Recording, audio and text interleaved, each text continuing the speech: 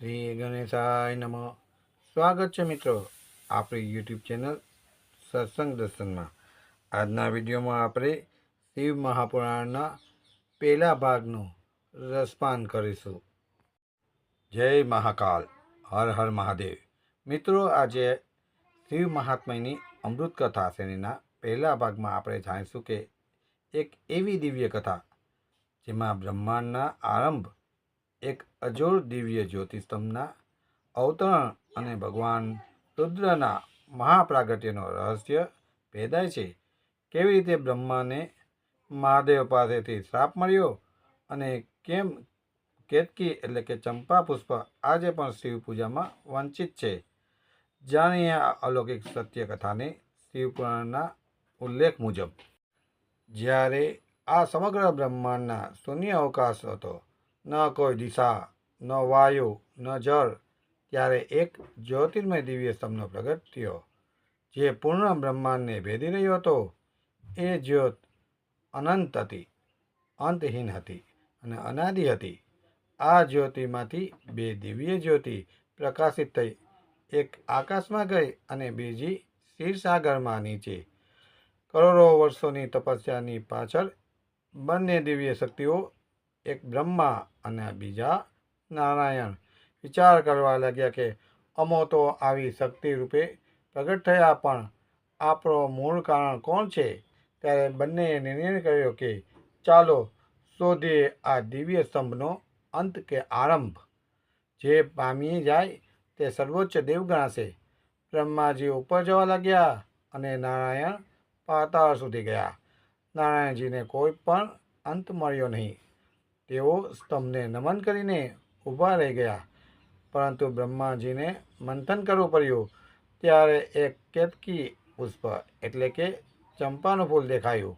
બ્રહ્માજીએ ચંપાના ફૂલને કહ્યું કે જો તું ખોટું કહે કે મેં આ જ્યોતિસ્તંભનો છેડો પામી લીધો છે તો તને વરદાન આપીશ.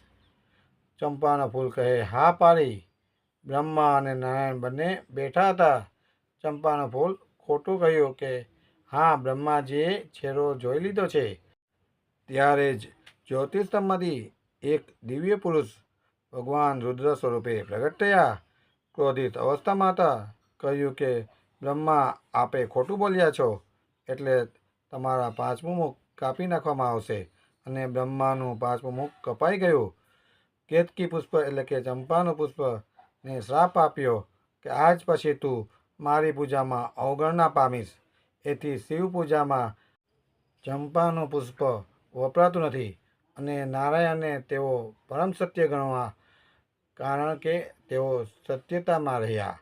ભગવાન મહારુદ્રએ કહ્યું, હું એ જ છું જેની તમે શોધ કરી રહ્યા છો. હું અનાદિ છું, હું અનંત છું. વિનાશ પછીની સર્જન શક્તિ પણ હું જ છું.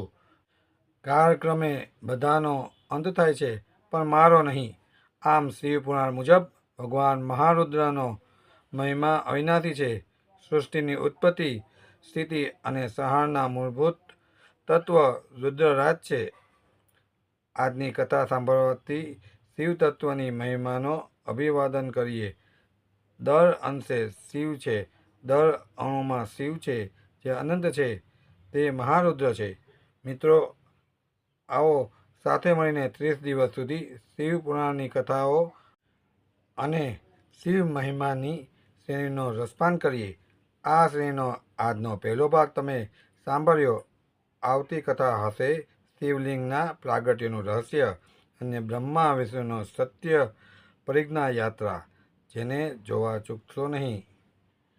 હર હર મહાદેવ.